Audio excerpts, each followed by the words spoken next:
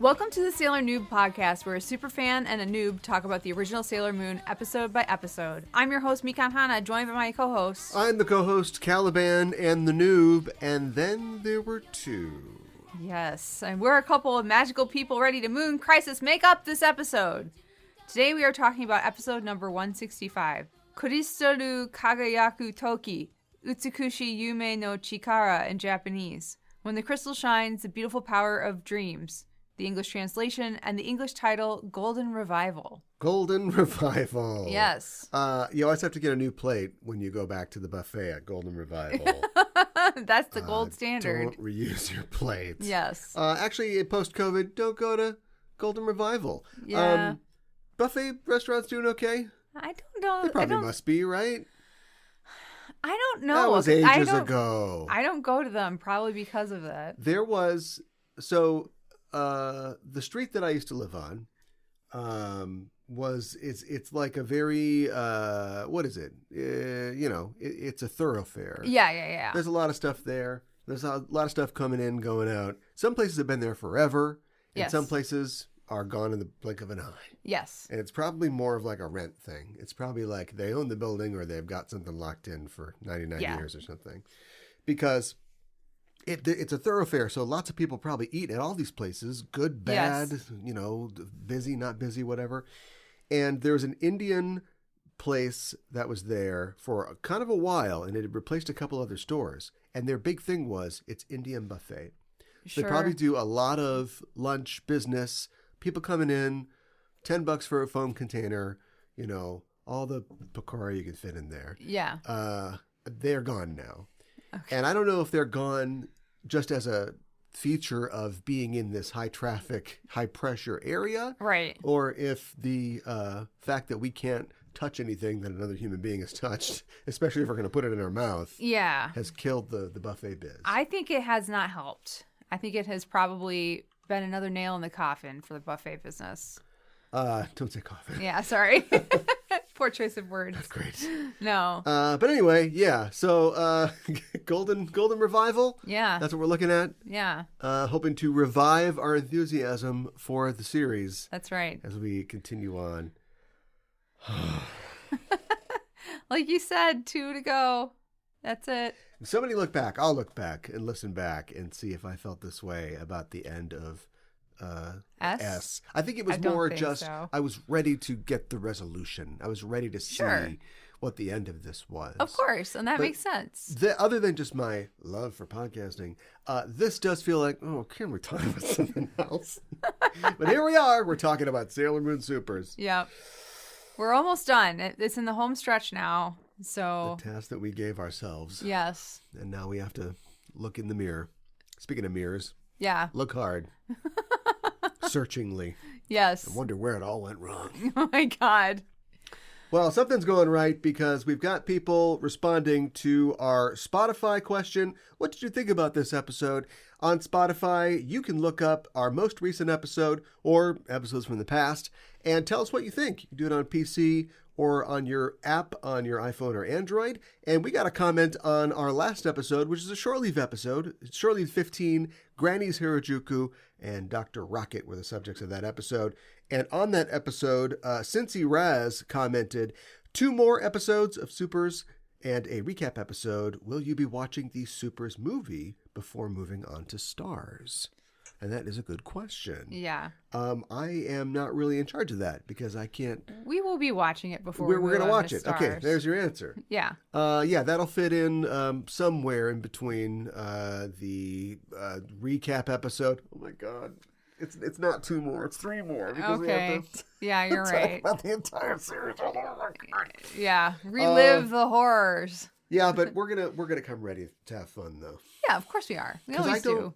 I hate to give away my review, but I don't know how much there is to talk about.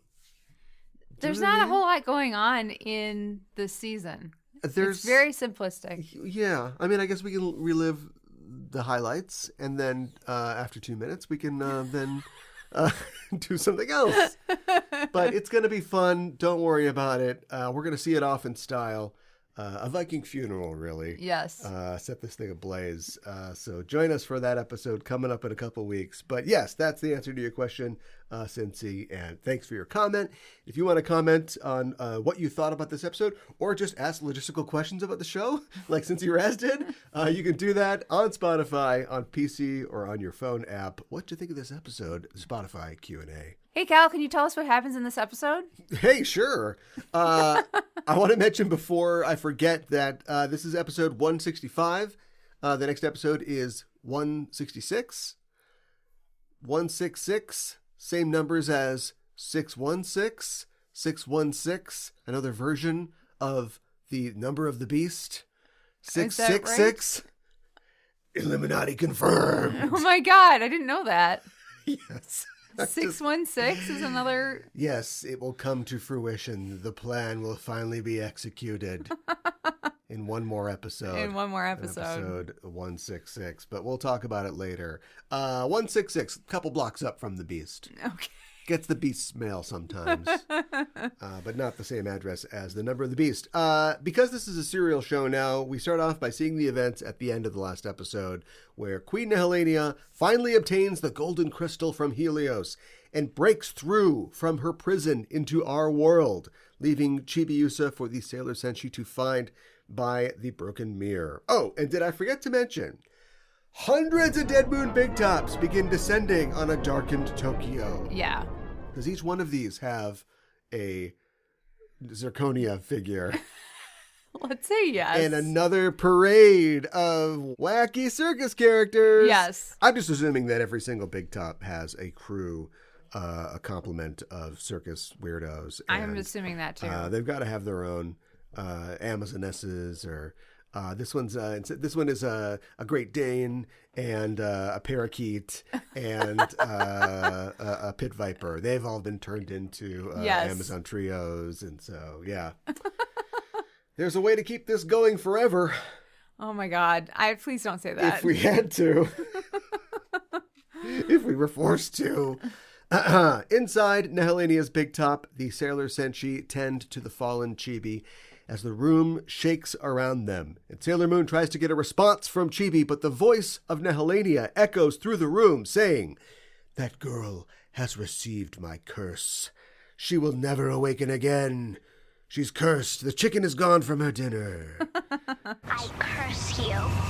Gotta watch the curse. Yes. As the girls look around for their foe, the columns around them begin to crumble, bringing the cupola crashing down on them. Look it up. Usagi prepares for the worst. She uses her body to shield Chibis, but before the rubble can hit, we get a Jupiter Oak evolution that blows a clear path through the debris, letting it just like Buster Keaton fall around them. Yes. Is there anything these new powers can't do? Hey, that grilled cheese sandwich isn't grilled. Scribbly babbly doo. Jupiter Oak evolution. Hot melted cheese. I think we also learn here that the powers must happen instantaneously. What do you mean? Because I've had this question in the past. Okay. And nobody's ever tried to answer it. Thank you very much. Where they go, "Oh my God, that kid's going to get hit by a car. Moon prism power. Get my gloves on. Get my boots on. Booty tooch. Boom. He's dead." There are tire tracks on this kid. Yeah, it does. I think you're right. It does happen so instantaneously. Time must stop. Or obviously I'm asking too many questions, but it's like in a comic book, you know, when the X-Men are fighting the Brotherhood of Evil Mutants, and Beast leaps through the air at Blob, and Blob's like, "Don't even try to move me, blue furry guy. I can't be moved." And Beast is like, "Oh, my stars and garters. Well, certainly will apply the force with enough." And it's like, how do they say that? There's speed lines, like he's flying through the air, right? Yes. And you're just like, this just happened at some point. Yes. They were circling each other. You don't want to see that. 12 panels of them circling each other. Of course not. So you just leap right into it. So that's what happens. Like, the thing's falling, And she just says, Jupiter woke evolution. Yes. And it just happens. The sailors remain ready for a confrontation, but they are shocked when they hear throaty laughter echoing all around them and look up to see Queen Nehellenia seated on a floating throne, her hand clutching the golden crystal. She says, I am the true queen of the moon, Nehellenia, and starting today I will be queen of all worlds. And Sailor Venus says, what was that? Like specifically Sailor Venus. That's awesome. She's like, if anybody's going to be queen of all the worlds, it's going to be May. That's how we're going to do that. And Jupiter says, so you're the mastermind behind the dead moon. Yes. You got it. I feel like, yes. I guess they haven't seen her face. No, they haven't. And I think this is like the first time they're actually hearing her, too. And they've heard her. They must have heard some laughter. They said Nehellenia. Maybe laughter. Yeah, when they fought Zirconia and she was powering up or whatever. That's true. The funny thing is, and there's an entire episode left after this. It's called 166. It's very close to 616. Is that, here's my spoiler for the end of this episode. Nobody ever remarks on the fact that it's like, wow, she's looks a lot like your mom. She's got dongos. Right. We just let that go. Yeah. They meet this woman in this episode. They burn this woman to death at the end of this episode. And we just live our lives. Yep. And I'm sad. And Sailor Moon says, why are you doing this kind of stuff? Fair question. Nehellenia says, you can't understand all the pain I've endured, being sealed in a prison for so long. Man. We see the cityscape of Tokyo now completely covered in webs, as Nehellenia says, I will give even more pain to everyone in this world. And we see a view of Earth from space as the world is enveloped in shadows. Nehellenia says, I will envelop the world in shadows. As the Senshi face their foe, Sailor Moon, holding the limp body of Chibi, says, I won't let you do that. The Dark Queen only laughs as we pull out to see the web-strewn Tokyo and the many big tops that have alighted there. What is this, like a winter town for circus people? I think so. Is this Sarasota? Yes. Got to keep the geeks in line. We're scaring the straights. We transition to Memorio's balcony and we see Luna, Artemis, and Diana looking out over the devastation. From his bed, Memorio croaks out, Usako, Chibiusa, as he writhes in agony.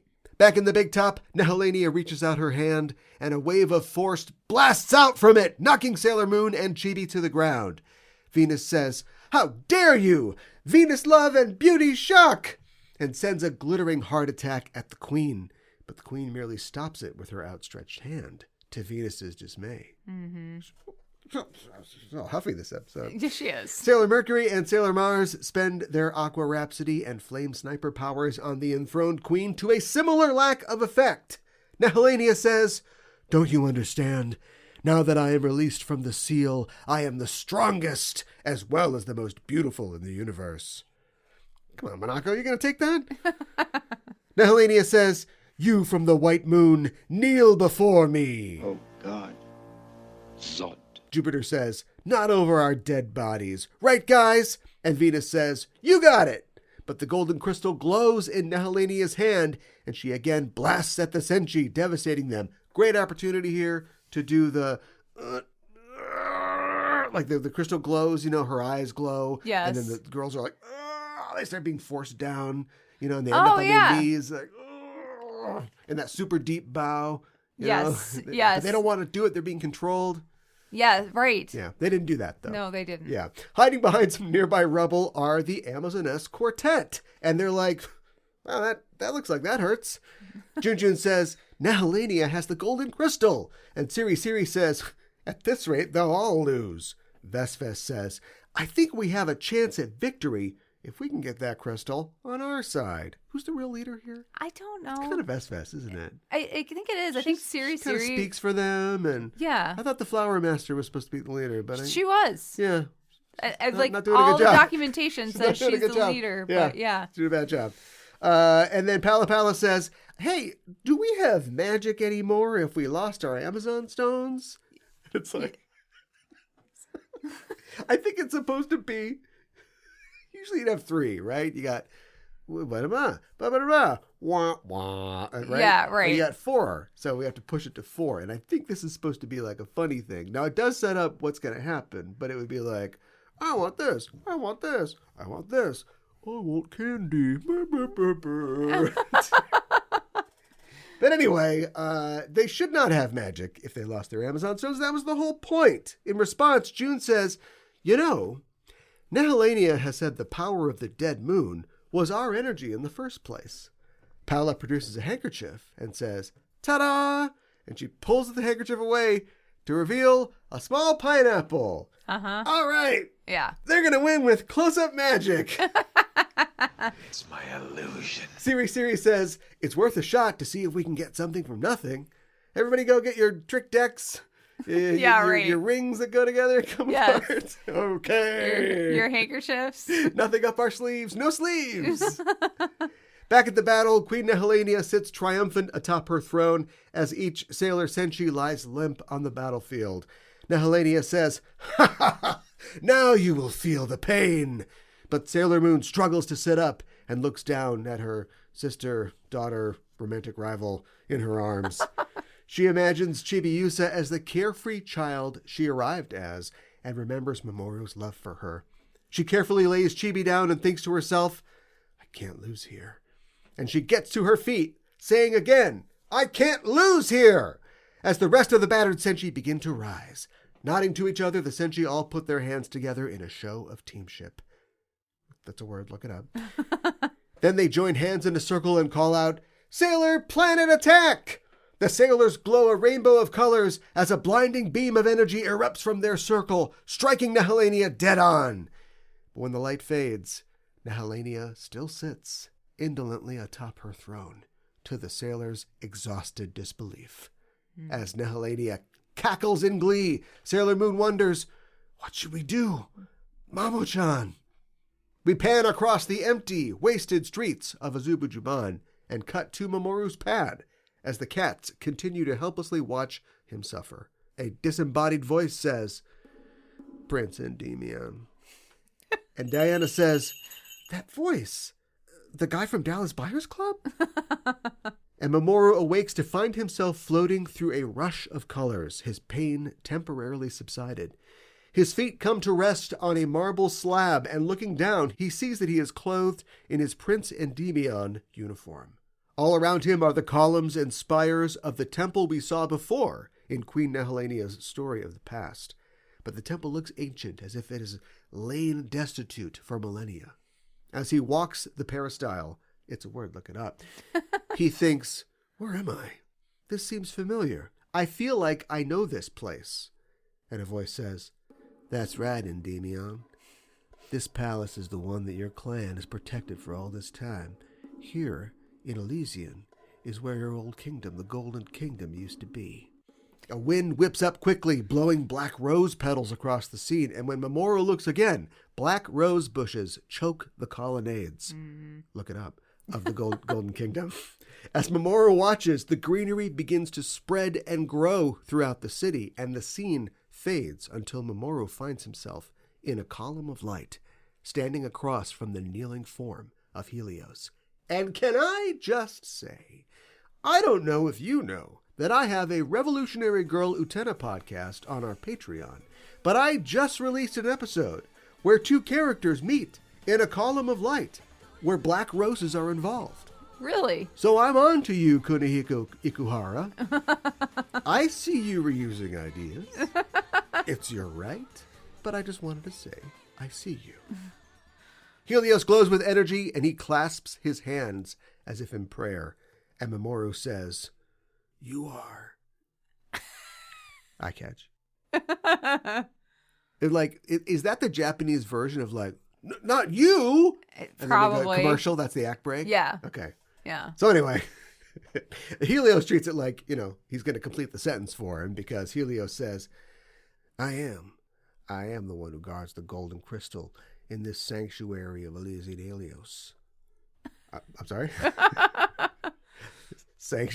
Sanctuary of Elysian Helios. Just one more time. I just wasn't really getting that. A sanctuary of Elysian Helios. All right. Mamoru says, that voice, I've heard it before. Amistad? You're the one who kept saving me, Sailor Moon and the others. You must be Pegasus. And as we see Helios again, he is superimposed by the image of the winged horse. Helios says, I'm terribly sorry. Despite being the guardian, I couldn't protect the crystal.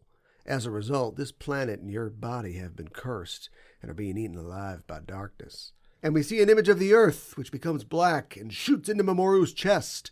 But it's only an illusion. It's like if the doctor did some slides and he's like, here's what's wrong with you. It's almost like as if the earth has become black. Oh my God. And then shot into your chest. But that didn't really happen. That's terrifying. You have lung cancer. Yeah, great. Yeah. But it's only an illusion, as Mamoru still stands before this horned kid.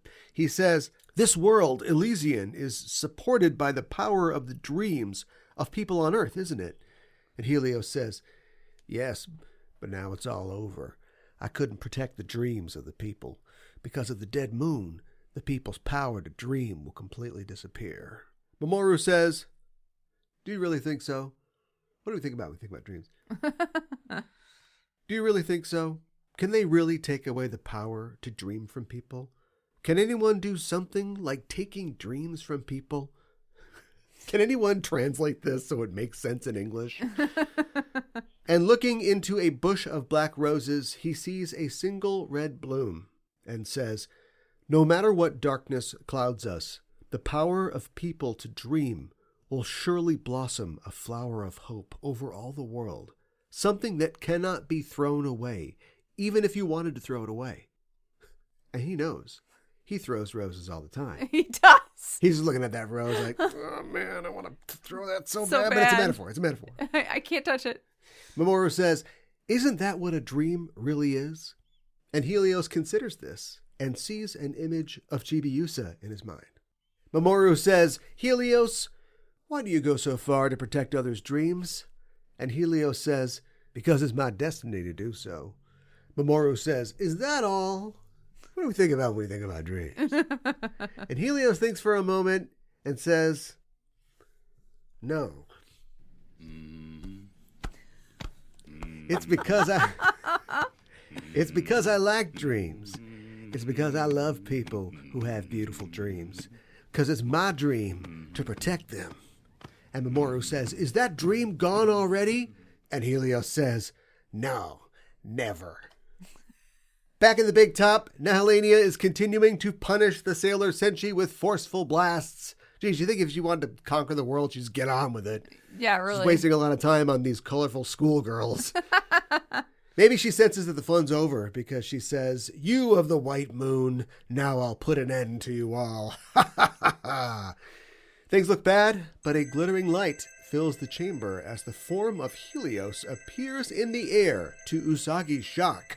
Helios alights next to Chibiusa, takes her in his arms, and says, was he dead before, or they took the crystal away and he's just like, aw, I lost, I suck. I think he just was like, I lost, I suck. And then this cat-eyed lady, she's got 9 lives, cat's eye. Right. This witchy woman is like, well, I've been like lusting after you for thousands of years, but you just hang out in Mirror World, and then I will take the unconscious body of this pink goblin to Earth with me, and that's going to be fine.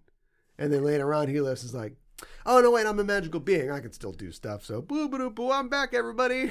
Mamoru, I guess, convinced him. Yeah, it's a big pep talk. Yeah. That's what he needed to get it back in the game. Helios alights next to Chibiusa, takes her in his arms, and says, this is all the power of dreams that I have right now. And he plants a kiss on her, while the Senshi are like, what's going on? Yeah. Do you guys remember making out in your dreams with a pale twink when you were a kid? Oh my God. We all had that happen to us. Oh my God. Right? Right? I He had a horn? Oh God, I hope not. Nehellenia scowls and says, damn you, Helios. How far will you go to insult me? The only one doing non-consensual kisses will be me.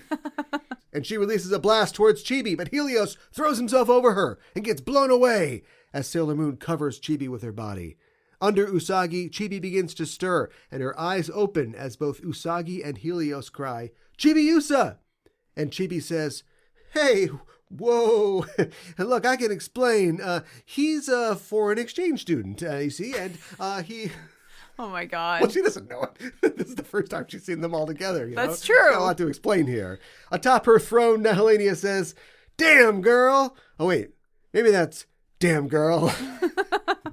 "To rid yourself of my curse, but now you are no longer my enemy. The golden crystal is already in my hands." And she raises her hand in triumph. But Sailor Mercury says, "You sure about that?" "You sure about that?" And Nehellenia looks at her hand to see a tiny pineapple clenched in her fist. Yes. She crushes it in her hand, while below her, the Amazoness quartet jeers at her, the crystal held by VesVes. Nehellenia screams, "You little wenches!" While Ves says, "Here, take this, Sailor Moon," and throws the crystal to her. And Usagi catches it. Yes. It's a clutch time. Yeah. Not very athletic. You throw a baseball at her. No, she's not catching that. Yeah, you're right. Right now, she has catch powers. That's right. In the times of need. When we need it the most. Yes. She can catch the keys when you throw them to her. Yes, exactly. Ves says, "It's called the Golden Crystal. Use it to defeat Nehellenia. We know that information." Nehellenia screams, "I won't forgive you," and blasts the Amazon's hiding place, laying them to waste. Jupiter yells, "Now, Sailor Moon!" And Sailor Moon stands up and holds the crystal aloft as everyone looks on in desperation. Sailor Moon thinks, "Please, Golden Crystal, lend me your powers." And the crystal begins to glow as Nehellenia looks on blankly. She's not impressed by this. And here's why. Nothing happens. Yeah. Nehellenia laughs as her throne descends to the floor. And she says, "Idiots, do you know why the crystal doesn't shine? It shines using my powers of the darkness, as well as the beautiful dreams of humans. It's an amplification device. But now there is no power in humans to have beautiful dreams that will make the crystal shine." Helios says, "You're lying. The people's power to dream hasn't been lost yet." But Nehellenia says, "Quiet! You made the Newton boys. That the crystal has lost its luster is proof enough." And from the darkness, webs lash out and grab Helios. Oh, Chibi's horrified. Never saw this coming. But then she turns to Nehellenia, scowling, as Helios says, "Believe, Chibiusa, there's still lots of power to dream." Chibi runs to Sailor Moon and clasps her hands over hers, saying, "Everyone, all of you on Earth that have beautiful dreams, lend me your powers. Right now, bad guys are attacking our world, trying to destroy it." And we see the web-covered streets, and we see Juban Jr., Yes. where Momo and Kyusuke stand with their classmates, looking up fearfully, but in the sky. And maybe this is just an illusion. But the image of Chibiusa, her hands clasped, appears across the moon, saying, "If we let these guys do what they want, this world that is supposed to grant our wishes will be torn completely apart." Children all over the city look to the sky as Chibi continues. "They're trying to stomp down on all our cherished dreams and the people we love. Please, pray with me. Dear Heavenly Awesome Father," wait a minute. "Fight with me. Scream with me. Moon Crisis Power!" Chibi holds the crystal over her head as Helios gives a knowing nod. A wink is too much, but it's at the nod. At Game Center Crown? Unazuki runs out the front door as Motoki follows, asking her what's wrong. Una, almost in a daze, looks to the sky and says, "Moon Crisis Power." And all over the city we see people saying the same thing, "Moon Crisis Power." Like Hanjo and Kotaro from the bazaar. Yeah. And that's it, actually. They couldn't get anybody else back. I know. Not in the budget. No. We see the darkened Earth from space, and like a sunrise, a single point of light emerged from its horizon, quickly spreading over the globe, driving back the darkness. In the big top, Nehellenia stumbles back, saying, What's going on?" And she finds out because a shaft of blazing light punches through the tent above them, illuminating Sailor Moon and Sailor Chibi Moon. Everyone is dazzled by the display as the golden crystal begins to rise into the air, and a torrent of radiance pours from it. Nehellenia blinded, recoils in horror, screaming, "Impossible!" Sailor Moon says, "This is the glimmer of beautiful dreams that we and Pegasus have been protecting." The crystal's intensity impossibly doubles as Helios says, "The golden crystal answers to the beautiful dreams and shows its true strength."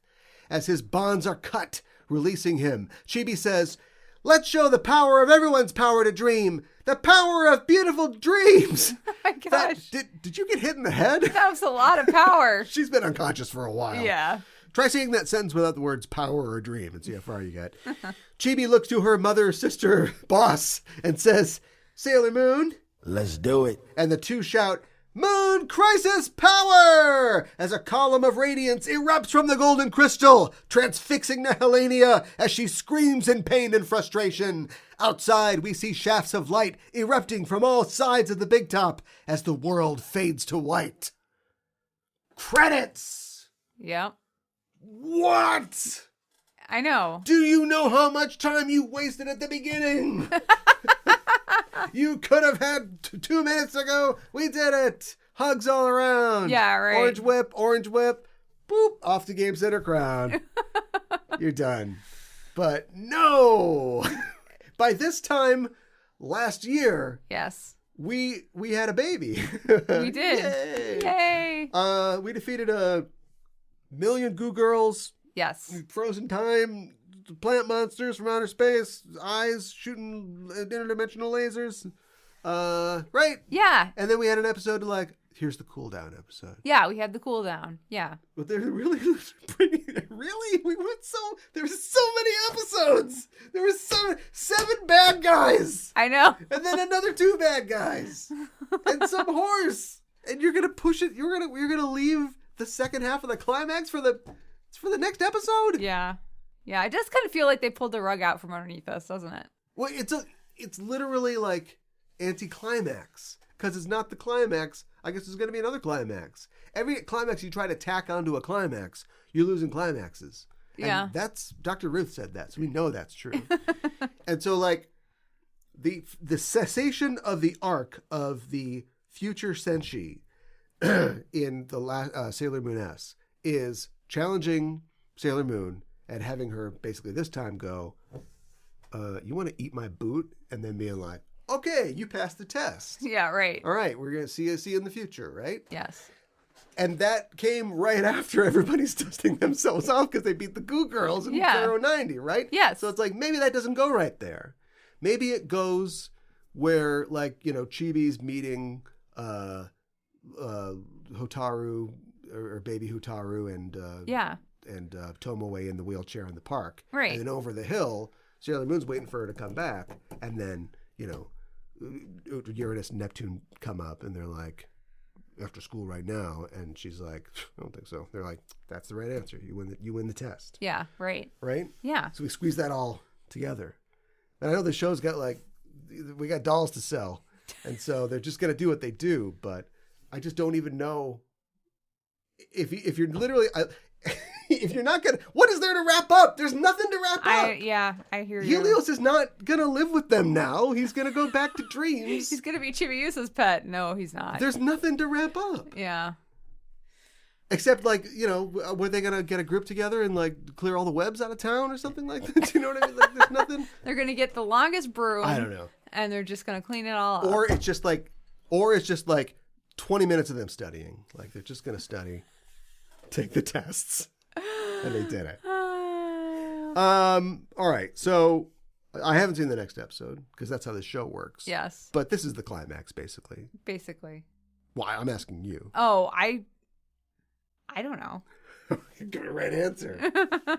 That's the right answer. I'll see you in the future. Oh, all right. Sounds All right. Well, then I get to talk about it. Wow, there's a lot of explaining. Just a lot of explaining things we already know. People explaining things to each other. I understand that maybe they weren't in the room when it was explained before, but how much stuff are we just going to keep explaining? We're just going to keep explaining stuff.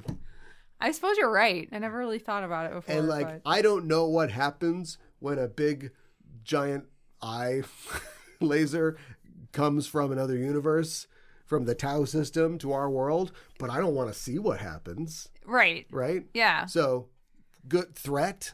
threats involved. Yes. Once Super Barrel's done killing Sailor Moon, then she's clearly going to do something bad to the rest of the Earth. Of course. Right? There's stakes. What are the stakes here? This lady breaks through a mirror like a Looney Tunes character. Yes. And then just basically force pushes a bunch of teenagers around. She's like, ha, ha, ha, ha. And we know that there's like circus UFOs. Right. But they're not doing anything. We don't see them like sweeping up through the streets and like putting people in cages and making them perform. There's not. What's the threat? I don't know. What is it? I can't believe this is it. The threat is the Earth being turned into darkness and everybody not being able to dream ever again. Yeah, that comes in so strong. Yeah, I know. You really feel that. Yeah. Because when they cut to that little kid and he's like, "Mommy, I can't dream." He's got a knife, then you know that there's a problem. Oh my God. But that didn't happen. I just made that up right now. I know. Also, okay, so like it's a fairy tale story, and apparently the show is just for kids now because, you know, a kid is the hero, which I said I was fine with. So if we end it with if you believe in fairies, clap your hands. Yeah. I guess they're allowed to do that. Yeah. But are they allowed to basically just steal from like Dragon Ball? I'm sure Dragon Ball didn't invent it, but the whole like, everyone, give me some of your power.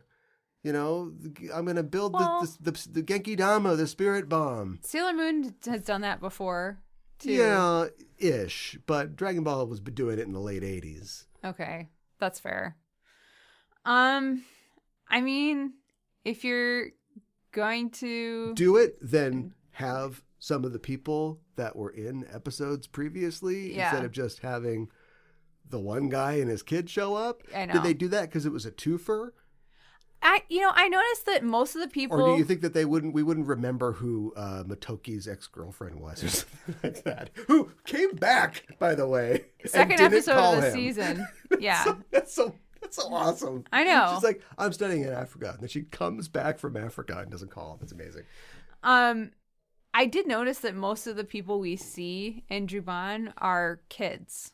Where's the guy? Right. But so, why like, it's about kids? Yeah. Where's the guy who's like chasing the fairy around the pond, you know? Right. Where's the fashion designer? Yes. Where are all the cool people that we saw before? Right. Where's the starving artist?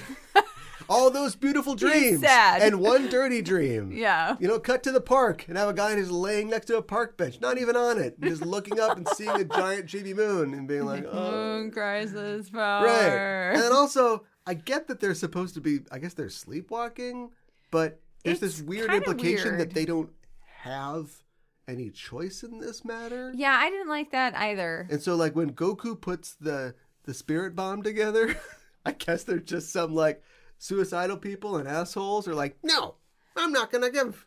And here's why. You know, like Fox News anchors aren't going to give their energy. Right. They're like, no, I'm not going to give this energy for this woke attack that's going to kill Cell.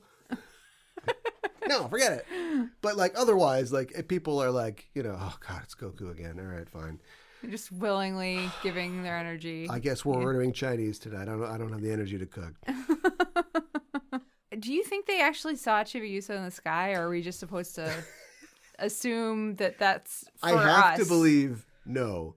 And I have to believe that it's bad staging, that she appears in the sky. That's something that we understand. We don't literally think, you know, that at the end of an episode, we had a good episode. We're going to do a little tableau at the end, you know, with the moon and three wolves and then, you know, Chibi holding Mamo's hand or something like that. We don't really think that they're like floating through the sky. It's just like an abstraction. True. So I assume this is an abstraction. But all of the kids presumably hear her voice. Yes. As a disembodied voice. And so they naturally look up at the sky. Also, the sky is completely dark and was just filled with hundreds of circus tents, which we haven't dealt with yet. Yes. Is that the next episode where they're just blazing? Oh, I gotta kill another 1,000 circus people. Come on, people. We've got all day. I just assumed that like they're looking up and she happens to be up, but they're not really seeing her. Okay. Although, if this is a power that she has, we could use this in the future, you know? We could. Yeah. Yeah. What, do you guys want to watch Legally Blonde again? Oh, it's just projected on the moon. It's got a moon projector. Oh my God. Everybody in the Western Hemisphere can watch Legally Blonde with us tonight. And then the Eastern Hemisphere will, do a foreign language dub version. Sure. No, I don't think that's really happening. Okay. So because of the dead moon, people will completely lose their power to dream. Like, how? How will they lose their power to dream? Because you're the one who reads the manga. Isn't the bad guy's goal to make people give up on their dreams? Yes. But that's not something that they have brought into the show. Maybe sparingly in one or two instances, where the artist is not the starving artist, is she a manga artist or is she an author? She's an author. The author. Yeah. Mako's friend. Yes. It's like, oh, you're famous now. Oh, I didn't recall. Like she's doesn't going to give up her dream because she's afraid of failing or success or whatever. And then also literally at the end when they're in the Hall of Mirrors and they're like, oh, don't you like being pretty? Yeah, right. And not You're straight. Feminine and what have you. So they brought that in from the manga, but there was nothing. There was nothing, no foundation under it. They just dropped a house into a basement, into a dugout basement.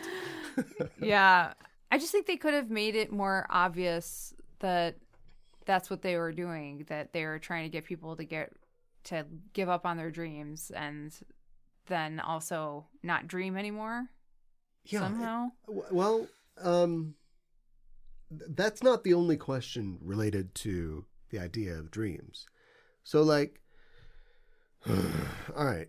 So Elysian is the world of dreams. Mm-hmm. Elysian, Helios or Elysian. And we have seen Helios there, and Chibi goes on a never-ending story journey to Elysian. Yes. Which is Earth? So... Or is the kingdom of dreams, and whatever that entails, it's dreams, so maybe you make up your own rules, but whatever it is and wherever it is, it does exist on Earth. Yes. The Garden of Eden or some other mystical location. Yes. It is a mystical location. So when Chibi flies, when Chibi gets in her nightshirt and she gets on Pegasus and they fly away, they're flying to Earth, or they're just flying in dreams. I think they're just flying in dreams. All right, look, I refuse to stop calling me crazy. They're stealing from Sandman here. They have to be, because there's all these aspects of the idea of Sandman, the DC comic book, Neil Gaiman, where the dreaming is a place, but it's like not a place, and there's no heart, there's no center to the dreaming, and yet Dream's Castle is at the center of the dreaming. Also, Fiddler's Green is a place that is also at the heart of the dreaming, and that place is a person who looks like J.K. Chesterton. There's all these like weird rules about that don't make any sense because it's dream logic. Right. But yeah, it's fun to keep it that way. But then you say specifically, Endymion, here's a bonus. You're from Earth. Earth is also the dream kingdom, and you're from Elysian. And I listen to you because in some weird way, you're kind of like my boss, and you can give me a pep talk and tell me what to do. Yeah. Retroactive continuity is what they call it. Oh, okay. Retcon. Yeah, it is kind of a retcon. And then despite all of that and making that very late in the game a very important part, they just torch this lady and nobody asks any questions about who she is or where she came from. They just know she's bad. So. For several episodes, everybody has been spouting constantly their backstories and their motivations just to the wrong people. And so finally when this lady who... Susaki has so many questions about her. Actually, she doesn't really. That was really only the first season. But anyway, and it comes in R too. But Usagi has so many questions, let's say, about Silver Millennium and their past and who they are and what it all means. And here's a person who can literally answer those questions for them, who literally watched them probably be born. Probably. In the past. Yeah. And they're just like, 1 second. Just like, light her up. Light that bitch up. Oh my God. Nobody asks a single question. No. Now, does the next episode start with her looking like, when Daffy Duck was caught holding a stick of dynamite and Just singed. and she's like mad, but then like she answers their questions. Does that happen? I don't know. Yeah, I don't think so. I think she's gonna melt like a candle, and that's it. Oh my God. Yeah. So anyway, the Dream Kingdom, whatever. I take solace in the fact that no one will ever mention any of this again. This is all gone. None of this is ever coming back. Yeah. I guarantee we will never hear about any of this again. So fine, it's just a wasted season, I guess. And I don't want Mamoru to take the focus from Usagi. Yeah. As he does in the finale of her show in this episode. But saving the Earth could be a theme for a reboot. It could be. Right? Yeah. You get all the girls together. We've done this so many times. We've done this. We say this more times than Nehellenia explains that she's Nehellenia from the Dark Mirror dimension and she wants to take over the world. But they're adults. They're wondering what they're going to leave their kids. Yes. And part of that is the environment is the way that it is. Yeah. You say Captain Planet, I say, how come there isn't a modern Captain Planet series right now? There should be. Let's eat that lunch. I think that's a good idea. Do you know what I mean? Yeah. Just take that organic kale with chickpeas. I'm trying to imagine what like And Captain quinoa. Planet would be. Yeah, quinoa for sure. Yeah. And just eat that. Watch him little blue tears coming down his face. That's it. That's Sailor Moon. Next gen. Next gen. What's Sailor Moon? Renewal. Renewal? Not this. Not Okay. this. But we'll see. I think that's a good idea. You know what's a good idea? What? Not having Helios and Chibi be a couple. Although I was thinking about it. Helios is thousands of years old. Chibi's hundreds of years old. Yeah. It's still an age gap. It is still an age gap, I know. If you go by the weird comic logic. Yes. Well, like in the TV show, I don't think she is like 600. No, I don't think she is either. But it is in the manga, so Sorry, yeah. perverts. I guess you're out of luck tonight. God. But I was thinking about it. If Chibi is the main character now, which she is, Chibi and Helios, they're kind of like Usagi and Mamoru. Oh, no. Chibi is no. the quote-unquote new Usagi, Uh-huh. and she falls for a man boy A man boy. from Earth Yeah. who has an important position on Earth. Oh, my God. Their love is star-crossed. Yeah. I hate this. I hate the fact that they hid it for 35 episodes when you could have been calling out those clever parallels and showing everybody how smart you are. Yeah. But instead they had this, so we see this so much in like modern things where it's like they just hide some information until the end. Like it's a twist. That's not a twist. That's just something you didn't tell us until the end of the movie. It's called withholding. Yeah, well, yeah, movies are withholding from me emotionally. But we could have been doing something with that. And I think you could argue that that's a parallel that they're setting up, but not if we don't know that that's what it is. Yeah. Not if we don't know that that's true. And I still don't know what I know because this guy's, the Earth is the dream world, the dream world's on Earth. I know. Let's just watch Legally Blonde. Fire up the moon projector. Well, let's watch it.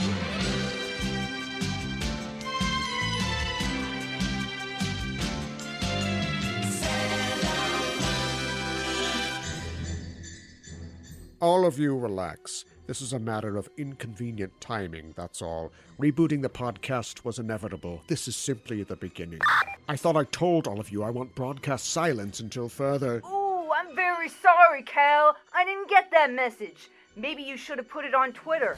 I figured since you were relaunching the Just Enough Trope podcast, you might be a little lonely, so I decided to be your co-host. That's very kind of you. I assume you're our mysterious podcaster. You're most troublesome for a Sailor Moon fan.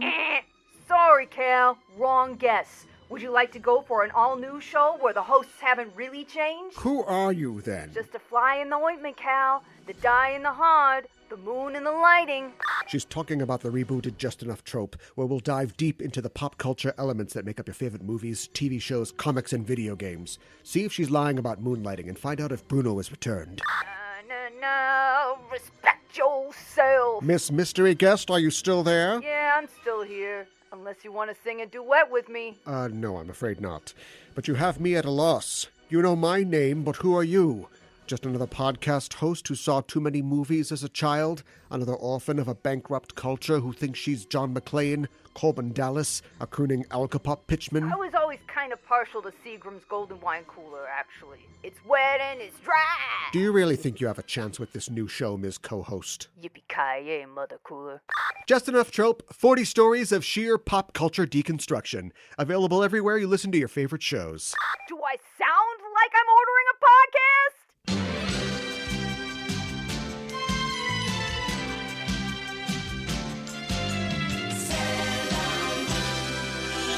Today for Kuro Kuro Miru, or Curiously Looking Around, where we talk about elements of Japanese culture within the episode, we're going to be talking about Todai-ji Temple. Todai-ji Temple. Yes. G like dash J-I? Yes. Okay, not like the letter G. Yeah, right.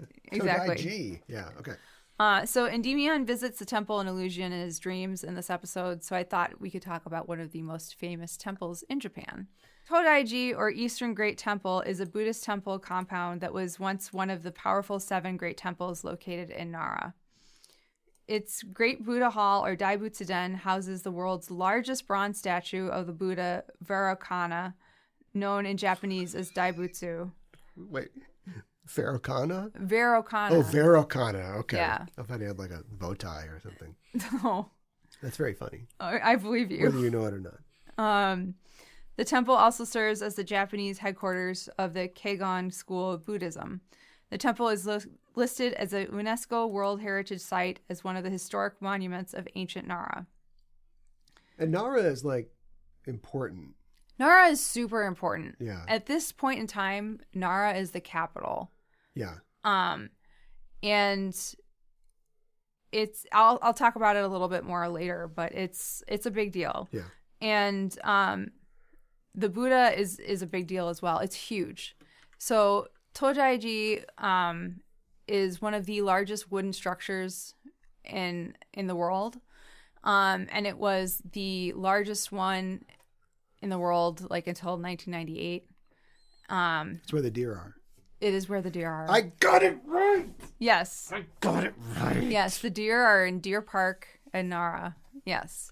These deer, these are bad deer. They just They're like naughty, food. They're naughty deer. They like food, and they will try to eat your bag or your sweater if These they deer, think there's food in it. Yeah. You're going to be outside the shrine. You're going to see a car pull up. Sensible European. Inside, 4 deer. They pull the ski masks down their face. Well, first they get over the antlers, but then you pull it down their face. And they all have Cockney accents. They're like, all right, you ready for this blag?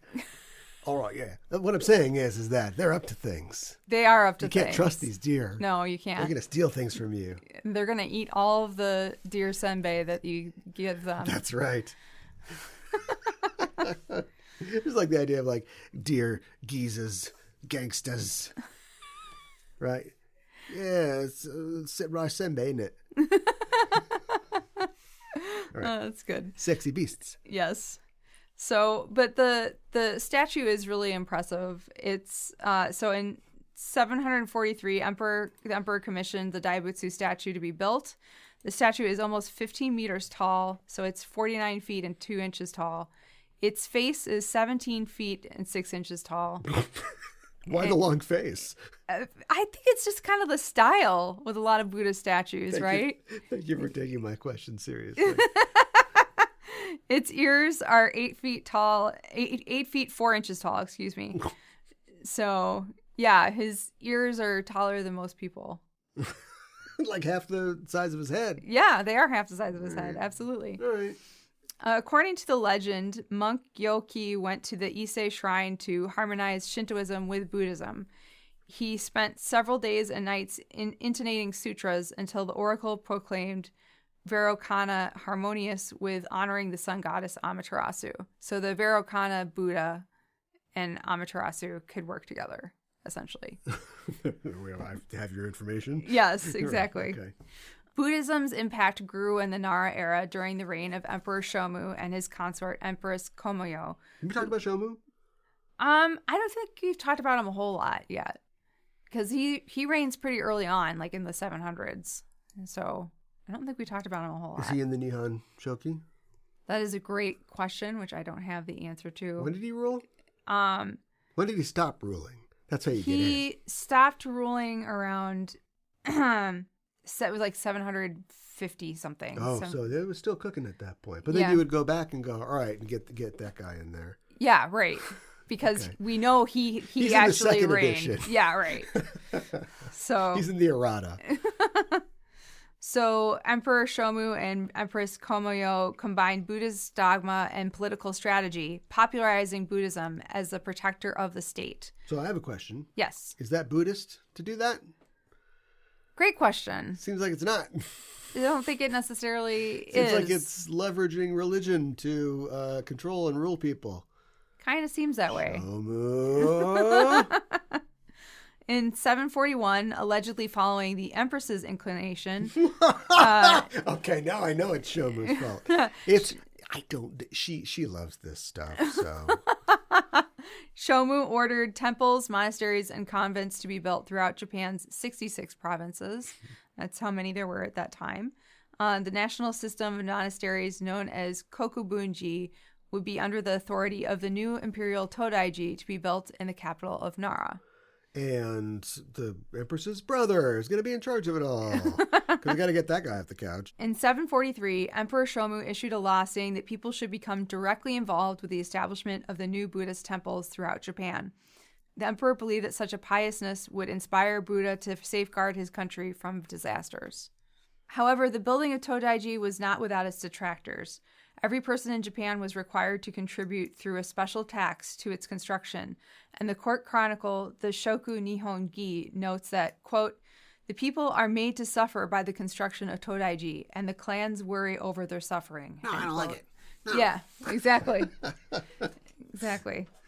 Gyoki with his pupils went across the provinces asking for donations.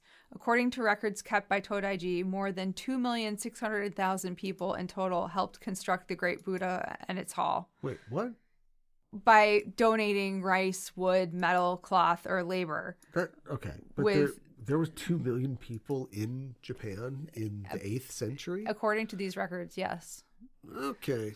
There wouldn't be any point in them making Just making it up? My dead cat voted twice. Like, there wouldn't be any point in there being like more donations than there were people in the country, right? I don't think so. I just didn't know that there were 2 million. I mean, that's a lot of people. It's a lot of people, yeah. All right. But then that has to be just about everybody then. There's no way that everybody gave. You just said that a couple people are like, no, I don't want to do it. I know, but I think the vast majority of people did contribute something. Sounds like propaganda. Okay, well, Sounds like maybe it propaganda is. to me. With 350,000 working directly to build the statue. I'm sorry, what? 350,000 workers worked directly to build the statue. Okay, now this thing's big, It's huge. but you can't get 350,000 people around this thing. That does seem like... I mean, okay, it took years to build it. Come on. They're counting the people who sliced the bagels that the workers ate. Probably. And they're counting the guy. They're counting the animal husband. Is it an animal husband if you practice animal husbandry? You better not be an animal husband. You got your work cut out for you. They got the breeder who raised the horses that they used to pull the thing. Come on. I think you might be right, because now that I'm thinking about This it. is legendary. Yeah. Well, hey, look, print the legend, but jeez, come on. The statue was constructed through 8 castings over several years, the head and the neck being cast together as a separate component. This huge Buddha needed all the available copper in Japan, and workers utilized an estimated 163,000 cubic feet of charcoal to make the metal alloy and configure the bronze statue. It was essentially finished in 749, though the curly hair, one of the 32 signs of the Buddha's holiness, took an additional 2 years. Wait, hold on. Wait a minute. We haven't talked about this. There are 32 signs of holiness. Apparently, A. yes. B, one of them is curly hair. Yes. Does he have a bike horn and a top hat? No. Is Harpo the Buddha? That's what I'm asking. Is Harpo Marx the Buddha? That would be really funny. He's happy. He is happy. He didn't say much. He's happy-go-lucky. I can see it. I don't know about the horn, though. That might get in the way. Sure. Sometimes you're sitting under the tree, you know, people are like, is he even breathing? And then all of a sudden. In 752, the eye-opening ceremony was held during the presence of 10,000 monks and 4,000 dancers to celebrate the accomplishment of the Buddha being constructed. The ceremony's guests included the entire Japanese court, government officials, and Buddhist dignitaries from India and China. Supervised by Empress Koken and attended by retired Emperor Shomu and Empress Komyo, an Indian monk named Bodhisena is recorded as painting the Buddha's eyes, emblematically injecting it with life. So he actually just painted the eyes so you could tell that they were open. Boop, boop. Yeah. I declare this Buddha open. I think that these numbers are inflated, but it's not like, you know, Trump level of inflation. Right. I still think there were a lot of people there. Yes. There were definitely thousands of people there. Yes. And so it's so weird to think that, you know, you could just go, well, we're doing this now. So I'm going to need about a decade and a half, 190,000 pounds of charcoal, and we're going to build this thing. And when we're done, thousands of people are going to dance, and foreign dignitaries are going to show up, and everybody's going to get really excited about this. Yes. And then, weirdly, we're going to continue to think this is important for the next 1,400 years. Yeah. Whereas, like, if you make something now, we're like, great, and then tear it down. Do you know what I mean? Nothing we make now would last for 1,400 years. That's not because true. it's not well made, but because we're just like, something else. Too But for some fickle. reason, it was just so important, and they made this thing, and then they went, we have to remember, no matter what happens, and a lot's going to happen in the next 1,400 years, Yes. but we're going to keep this thing. Yeah, you're And right. thousands of people would be there. Nowadays, like, you can barely, it's a bunch of people with, like, you know, with just holding their K-ties up, you know, and taking some pictures. Like, oh, okay. And they just keep moving on. The project cost Japan a lot of money, labor, and materials, as the statue used most of Japan's bronze and relied entirely on imported gold. The original statue was gold-plated. In ancient Japan, the capital would move every time there was a new emperor. In 710, this custom was discarded, and Nara became the first permanent capital of Japan. The Buddhist temples in Nara became so powerful that the government feared being overpowered, so the capital was moved from Nara to Nagaoka in 784, and then Kyoto in 794, where it remained for 1,000 years. The original Todai-ji complex contained two 100 meters or 328 feet tall pagodas, making them some of the tallest structures at the time. They were found on either side of the complex, one on the western and one on the eastern side. These were... When you say pagoda, I know what that is. I know what that is. Yes. But for the audience, tell us what a pagoda is. It's a very tall building structure, and it has like lots of different eaves that go out from it. Is this the thing where it's like when you stack the Monopoly hotels? What? Yes, Okay. it could be like that. Yeah. All right, good. Like it's a It just took you a second. Okay. yeah. So it's like Those really tall buildings. really tall buildings would have like eaves coming out. Stop saying eaves. Well, I don't know how else do you describe it. Yeah, I mean, They're like roof tiled terraces. terraces. Yeah. Yes. Yeah. So these were really tall. They were 100 meters tall. And they were surrounded by a walled courtyard with 4 gates. These were destroyed by an earthquake. One of the vertical shafts from the top of the pagodas survived the earthquake and is standing in the spot where one of the pagodas used to stand. They're really like, look, again, not painting them with the whole country with this brush, but they're really like, leave it alone. Yeah. We built this Buddha a long, long time ago. It's fine. I mean, we'll take the gold off. We need that, but like, fine. And then like this thing breaks and they're like, fix it. Leave it alone.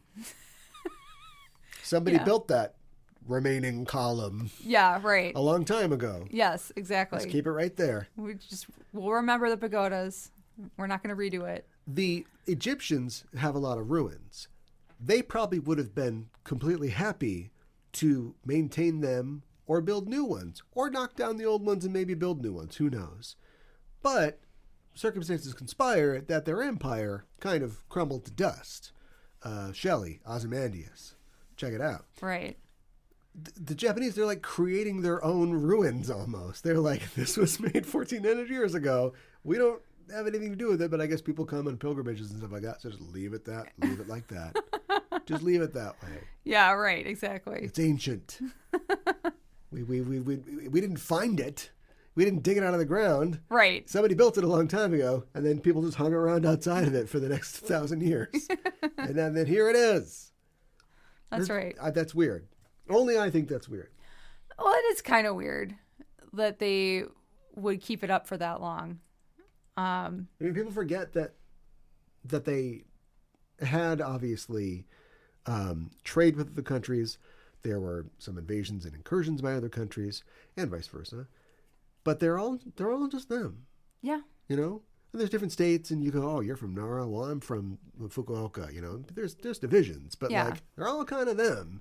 And if another person shows up and doesn't look like them, they're going to be like, come on, Nara, we got to fight this guy who's not from here. Right. So it's just like, you know, it's just weird to think about sometimes. It is weird to think about. It's like a Skinner box of... What's a Skinner box? It's like a experiment, you know? Like, let's just let these guys run for like 4,000 years and just see what happens. Yeah, right. Oh, samurai sword's cool. The Great Buddha Hall, or Daibutsu-den, has been rebuilt twice after fires.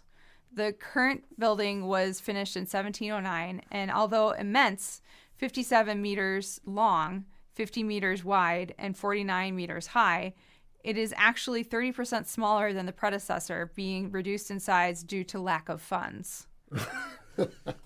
Yes. Ah, see? Yeah. I gave already. Forget it. That being said, it was still the largest building made out of wood in the world until 1998. It has been outdone by modern structures such as the Japanese baseball stadium Odate Jukai Dome. Hold on for a second. Yeah. This baseball stadium is made of wood? Yes. What? Yes. Recently? Recently. Just knock it together? Well, It's and made of wood. It's made of wood, and Every time they do the wave, it creaks, but it's fine. well, I actually saw somebody, a YouTuber recently went there, so I saw. No smoking. Yeah, right. Everywhere. Yeah, right. Exactly. Okay. I don't know. Like the outside is like it's like domed, so it kind of like the Metrodome, except it's like. It's kind of like an oval instead of a circle. And it's got a canopy. It looks like it has a canopy. So I don't know if it's like... Is it open to the sky or not? No, it's not open to the sky. Huh. But I don't know if the canopy is made of wood or not. Like... What color is it? It's white. Okay, it's probably not made of wood. Okay. But like all of... There's like all this... Wait, how did they pressurize it if it's made of wood? They got like just like NASA-level joiners who are just like, this is airtight. I don't know. That's a really good question. I don't have the answer to. I've asked too many questions. All good. You can ask all the questions that you got. And I will. All right. The Genpei Civil War, which was 1180 to 1185, saw countless temples demolished as Buddhist clergy took sides in clan warfare. Japan's principal temple, Todai-ji, sided with the eventually triumphant Minamoto clan, but was burned by the to-be-defeated Tara clan in 1180. The demolition of this respected temple astounded Japan. At the war's end, reconstruction of Todai-ji was one of the first projects managed by Minamoto Yoritomo, who, as the new ruling shogun, was eager to show Minamoto as national rescuers. Interesting. Yes. So the people were like, hey, this is really old. What are you doing? We keep the old stuff. Yeah. And they're like, don't worry about it. Hey, what are you doing? And then the guy's, I'll take care of it. Yeah, right, exactly. We're gonna keep this old stuff. Okay, yeah. Interesting. In 1567, however, the temple burned down again during a battle between the Miyoshi and Matsunaga clans. Some of the structures of Todai-ji complex were not burned down, but the Daibutsu-den was destroyed. Because the country was at war, restorations were extremely challenging, and the only mending that could be made was to cover the head of the Great Buddha with copper sheathing. You're gonna look great. That's all we got. Finally, in the mid-Edo period, the monk Kokei requested that the shogunal government for authorization to ask for donations throughout the land and to look for collaborations of some powerful warlords, and thus a proper restoration finally began. As a result, the labor and hard work, the present Great Buddha was constructed in 1692, and the Great Buddha Hall was dedicated in 1709. They got it done. So, yeah, but it was like between 1567 and 1709. There was a lot going on at that time. Fair. Like a lot. Like the Warring States period, yeah. They keep burning it down when I try to build it.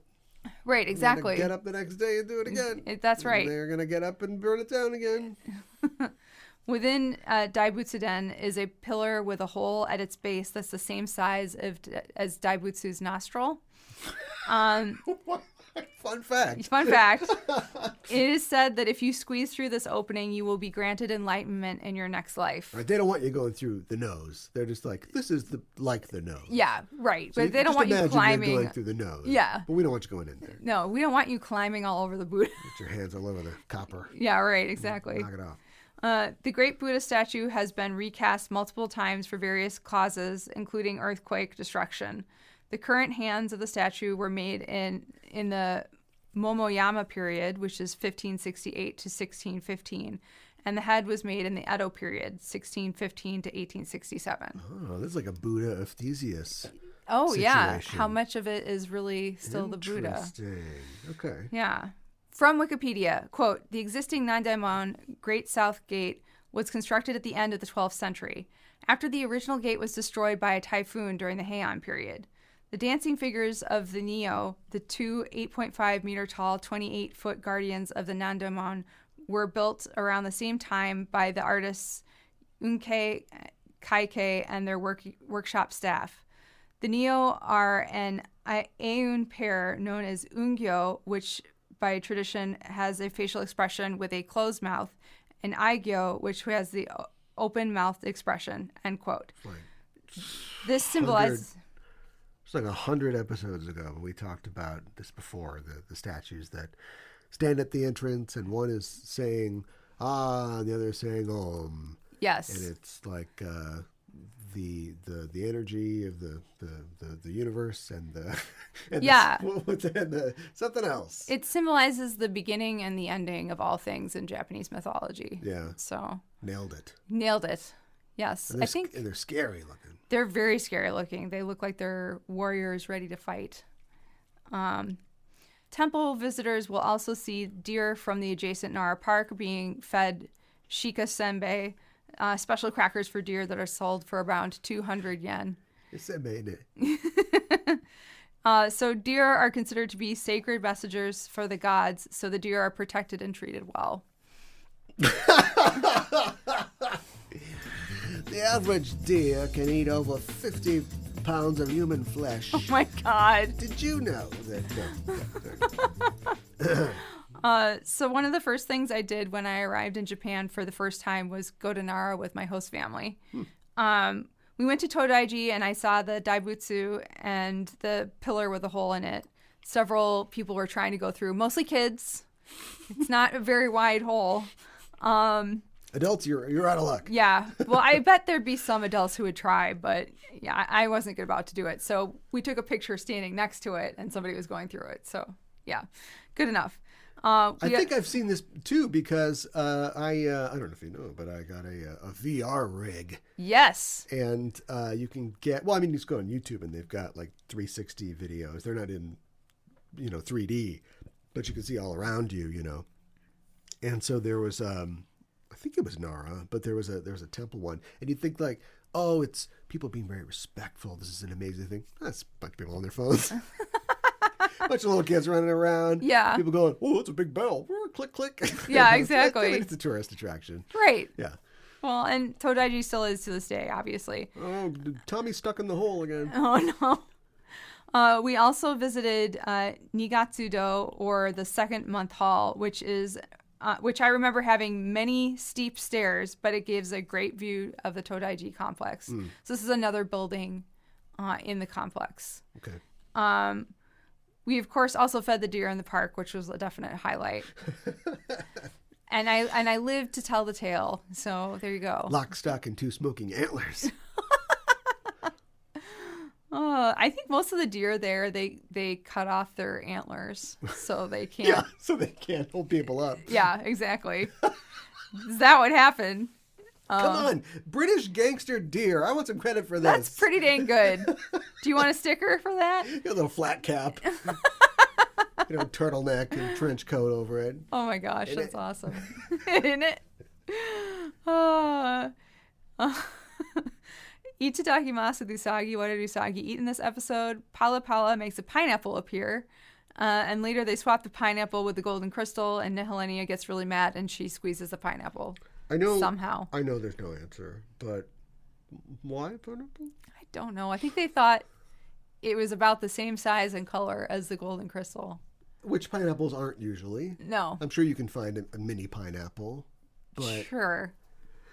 Okay, just like I said, knew there was no answer. No.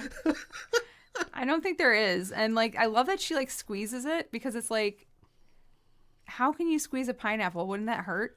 But anyways. You can do it. Okay. They're not, rock solid. They're covered with that rough thick outer coating. But right. Inside, it's just, slices of pineapple, basically. Yeah, I guess I'm just getting hung up on the You could the smash coating. smashing pineapples. Instead of Smashing Pumpkins? That's like the Weird Al parody band. Of Okay. Smashing Pumpkins. Sure. No. It's that's like the calypso steel drum. Right. Because it's tropical. Let me out, man. Let me out. Ding, ding, ding, ding. All right. Okay. Villain gauge, we rate a baddie 1 to 5 dark stars, 5 being the most wicked. There's not really a baddie to rate in this episode. So. I guess not. No. I mean, if we're not going to rate Nehellenia, then there's more to come. I can't believe there's more to come. Yeah, I guess that's it. Are we going to rate the Amazon Quartet? Yeah, but I figured we'd leave that till Okay. some other time. All right. We got a long show. 666. Sorry, 166. I have some trivia for this episode. This is the only episode in Sailor Moon Supers in which Prince Endymion showed up. Yeah. This is the last appearance of Sailor Planet Power. Okay. I mean, after this, it's time to retire it. Yeah, right. Because the villain just no-sells it, and it's like, maybe this isn't very good. Right. Maybe this only works on alien giant trees or something like that. We have gone beyond Sailor Planet Power.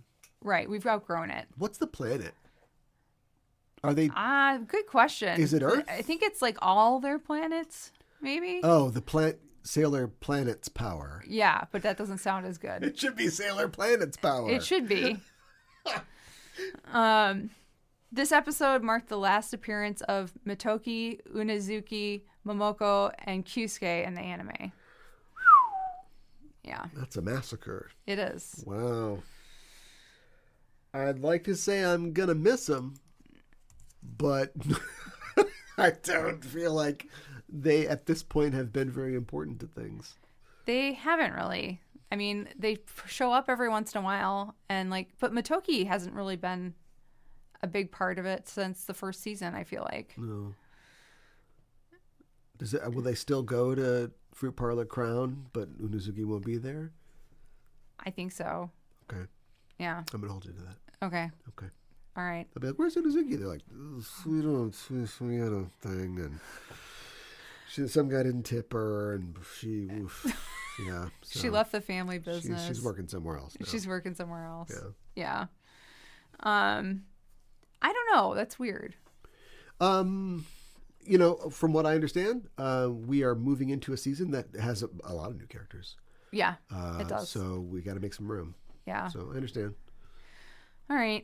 Well, now we're up to our rating. I like that the Amazon S Quartet are talking and helping the Senshi and getting the golden crystal. I like it when Sailor Moon says, we can't afford to lose, and all the Senshi start standing up and they do Sailor Planet attack. I like when Endymion is talking to Helios, he talks about how people's dreams will always grow a flower of hope in the world. And then we see a single red rose among the black roses. I don't like that Helios kisses Chibi Moon to give her the last remaining dream power that he has, but I do like that Chibi Moon is now awake. I like how Chibi Moon is trying to get everyone on Earth to help give power to the golden crystal. So I'm going to give this episode 3 out of 5 roses. 3 out of 5 black roses. That's right. Ikuhara. Gosh.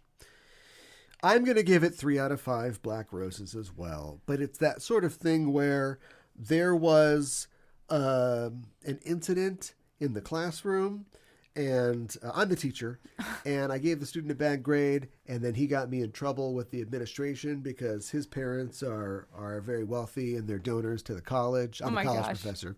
And he basically, it's contractually agreed that I will give him a C, a passing grade, but he does not come to class anymore, and we just don't talk to each other. We just move on with our lives. Oh my God. That's the kind of 3 out of 5 that I'm going to give this episode.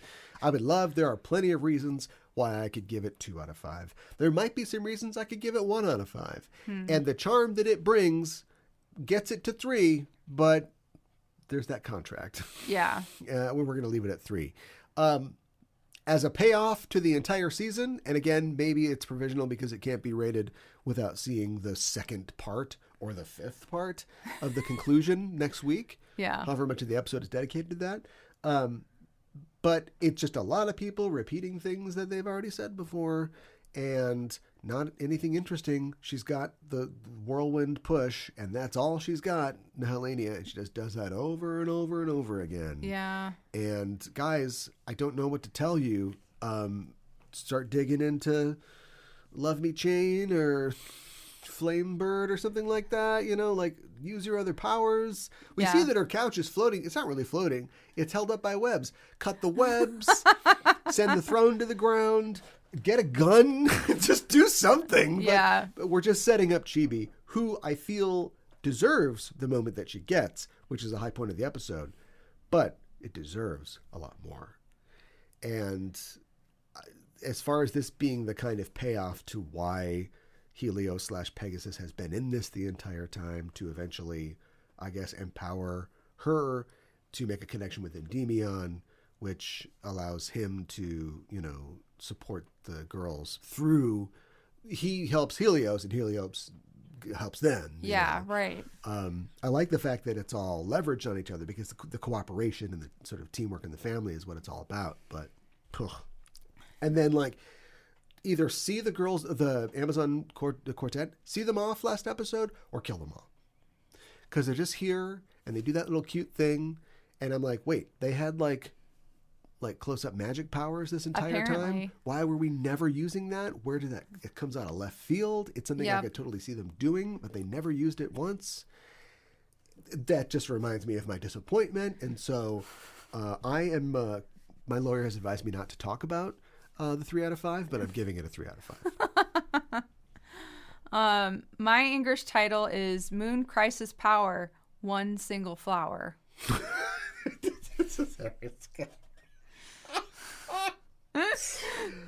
I was like, oh, it's perfect. Much like this episode, that made it all worth it.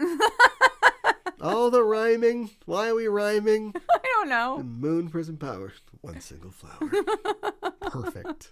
I give that a 5 out of 5. Oh, thank you. My title, I was talking before about them ripping off Goku's bit and doing the Genki Dama, the spirit bomb, but not really liking the episode. And so my title for this episode is Spirit Bombing.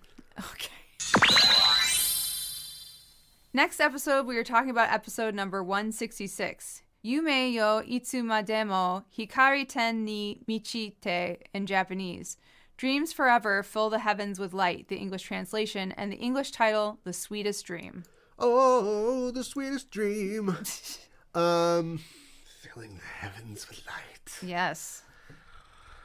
Okay. Get rid of that darkness. If you say so. I'm contractually obligated to be here, so I will be here, as so will you, next week, talking about episode 166, 666. The Yumino Yume Yimo. It's a good Yumino. Join us in our Discord. You've got to have thoughts about this. And really at this point, I know you guys have your little spoiler channel. You talk about things. But now you can talk about it in the open. As soon as we're done, we can talk about the entire season and all seasons previous, and even the manga. What the hell? So join us on our Discord where we talk about Sailor Moon, anime, movies and TVs, and video games, and all that good stuff. There's a link in the show notes. It's free, and we'd love to have you. So join us there. And I mentioned it before, but we do have a Patreon. If you're not a member of our Patreon, that's fine, but see what you're missing. Go to patreon.com/Sailor Noob and check out what we got. We got other podcasts. We've got a Nutella podcast. We've got an Evangelion podcast. We have got a animetification podcast where we watch anime completely randomly selected by a computer. Yes. And tell people what we think about it and more. Join us there. It's a fun time. Patreon.com/Sailor Noob. Well, that's our show for this week. And the Name of the Moon will be punishing you next week with another episode of Sailor Noob. I'm the guardian of Helios.